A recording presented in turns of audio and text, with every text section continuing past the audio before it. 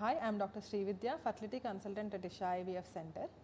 ఈరోజు మనం ectopic pregnancy అంటే ఏంటి, అది ఎలా వస్తుంది, ఎవరికి వచ్చే అవకాశం ఎక్కువ ఉంటుంది అండ్ వచ్చినప్పుడు ఏం చేయాలి, నెక్స్ట్ ఏంటంటే ఒకసారి ఎక్టోపిక్ ప్రెగ్నెన్సీ వచ్చినప్పుడు నెక్స్ట్ ప్రెగ్నెన్సీకి ఛాన్సెస్ ఎలా ఉంటాయి, మళ్ళీ ఎక్టోపిక్ ప్రెగ్నెన్సీ వచ్చే ఛాన్స్ ఉంటుందా, ఇవన్నీ తెలుసుకుందాం. ఎక్టోపిక్ ప్రెగ్నెన్సీ అంటే ప్రెగ్నెన్సీ మామూలుగా యూటరస్ లోపల క్యావిటీలో రావాలి. యూటరస్ లోపల కాకుండా ప్రెగ్నెన్సీ వేరే దగ్గర అతుక్కుంటే అంటే ట్యూబ్లో కానీ, సర్విక్స్లో కానీ, ఓవరీస్లో కానీ, పెరిటోనియల్ క్యావిటీ అంటాం, దాన్ని ఎక్టోపిక్ ప్రెగ్నెన్సీ అని అంటాం. సో ఇలా వస్తే ఏమవుతుంది అంటే ఆ ప్లేస్లో ఆ ప్రెగ్నెన్సీకి పెరగడానికి ప్లేస్ ఉండదు.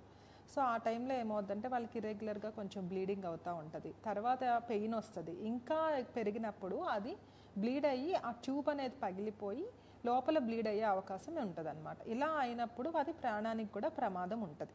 సో ఫస్ట్ ఎక్టోపిక్ ప్రెగ్నెన్సీ ఎవరికి ఎక్కువ వచ్చే అవకాశం ఉంటుంది, అదేంటంటే రికరెంట్గా వాళ్ళకి ఇన్ఫెక్షన్స్, పెల్విక్ ఇన్ఫెక్షన్స్ అని అంటాం, పిఐడి అని, వైట్ డిశ్చార్జ్ అవన్నీ ఎక్కువై ఫౌల్ స్మెల్ డిశ్చార్జ్ ఉన్నప్పుడు అదొక సైన్ వాళ్ళకి పెల్విక్ ఇన్ఫెక్షన్స్ ఎక్కువ ఉన్నాయని.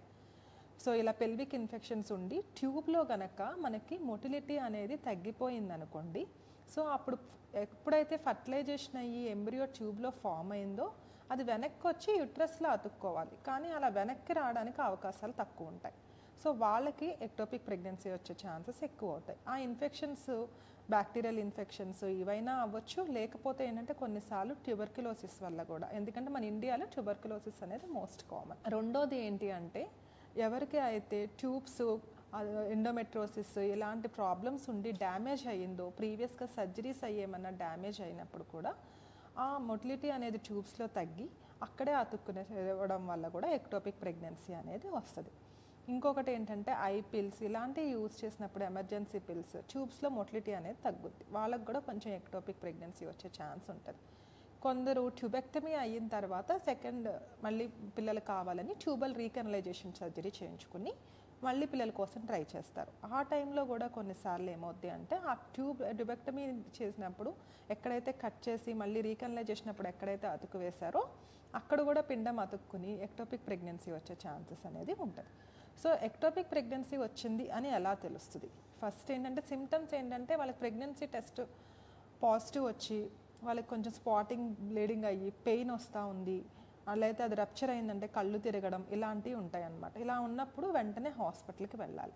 సెకండ్ ఏంటంటే కొందరికి అది పీరియడ్ అని అనుకుంటారు, ఇర్రెగ్యులర్ స్పాటింగ్ ఉంటుంది, వాళ్ళు ఏంటంటే అది పీరియడ్ అని అనుకుంటారు, కానీ అది ఎక్టోపిక్ ప్రెగ్నెన్సీ వచ్చి తెలియకుండానే అలా బ్లీడ్ అవుతూ ఉంటుంది అనమాట. సో అలాంటప్పుడు కూడా పెయిన్ వస్తుంది అంటే ఒకసారి చూయించుకోవడం అనేది బెటర్. కొన్నిసార్లు after IUI and embryo transfer procedure తర్వాత కూడా ఎప్పుడైనా ట్యూబ్లో ఇన్ఫెక్షన్ ఉంటే నెగిటివ్ ప్రెషర్ ద్వారా ఎంబ్రియో లోపలికి వెళ్ళి అక్కడ కూడా ఎక్టోపిక్ ప్రెగ్నెన్సీ కొన్నిసార్లు వస్తుంది. సో మనది ఎంబ్రియో ట్రాన్స్ఫర్ కదా, ట్యూబ్లో పట్టలేదు కదా, రాదేమో అని అనుకోవడానికి ఉండదు. సో ఇలా అయినప్పుడు నెక్స్ట్ ఏంటి, ఇలా ఎక్టోపిక్ ప్రెగ్నెన్సీ వచ్చింది అని డిటెక్ట్ చేయడానికి ఏంటంటే ఎర్లీ ప్రెగ్నెన్సీ స్కాన్ అనేది ఇంపార్టెంట్.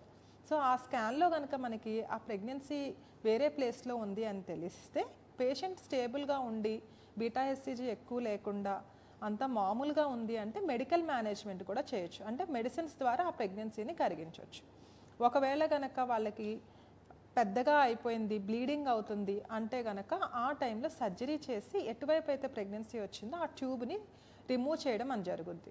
సేమ్ టైము ఆపోజిట్ ట్యూబ్ని కూడా చూడడం అనేది చాలా ఇంపార్టెంట్ ల్యాప్రోస్కోపీలో కానీ ఓపెన్ కానీ చేసినప్పుడు, ఎందుకంటే కొన్నిసార్లు ఆపోజిట్ ట్యూబ్లో కూడా ఇన్ఫెక్షన్స్ ఉంటాయి, మళ్ళీ ఎక్టోపిక్ ప్రెగ్నెన్సీ వచ్చే ఛాన్సెస్ ఎక్కువ ఉంటుంది, కాబట్టి అదే టైంలో దాన్ని క్లిప్ చేయడం అనేది మంచిది. సో ఇవన్నీ అయిపోయిన తర్వాత మళ్ళీ నెక్స్ట్ వాళ్ళు ప్రెగ్నెన్సీకి ట్రై చేసినప్పుడు ఎలాగా, ఒక ట్యూబ్ కనుక బాగానే ఉంది, ఒక ట్యూబే రిమూవ్ చేశారు అంటే న్యాచురల్గా ప్రెగ్నెన్సీ రాదా, లేదు, వాళ్ళకి న్యాచురల్గా కూడా ప్రెగ్నెన్సీ వచ్చే ఛాన్స్ ఉంటుంది. కాకపోతే ఏంటంటే ఒకసారి ఎక్టోపిక్ ప్రెగ్నెన్సీ వచ్చినప్పుడు మళ్ళీ ఎక్టోపిక్ ప్రెగ్నెన్సీ వచ్చే ఛాన్స్ 25% అనేది ఉంటుంది అనమాట. సో అలాంటి వాళ్ళకి తొందరగా ప్రెగ్నెన్సీ స్కాన్ చేయించుకుని ప్రెగ్నెన్సీ ఎక్కడ ఉందో చూడడం అనేది ఇంపార్టెంట్. నెక్స్ట్ ఏంటంటే ఒకవేళ 2 ట్యూబ్స్ బాగాలేదంటే వాళ్ళకి ఐవీఎఫ్ పద్ధతి ద్వారా ప్రెగ్నెన్సీకి ట్రై చేయొచ్చు. ఇప్పుడు కూడా అంతే, ఎర్లీ ప్రెగ్నెన్సీ స్కాన్ చేసి ప్రెగ్నెన్సీ ఎక్కడుంది అని చెప్పి పాజిటివ్ వచ్చిన తర్వాత చూసుకోవడం అనేది ఇంపార్టెంట్. సో ఎక్టోపిక్ ప్రెగ్నెన్సీ వచ్చినప్పుడు ఏం చేయాలి అనేది ఇది ప్రొసీజర్.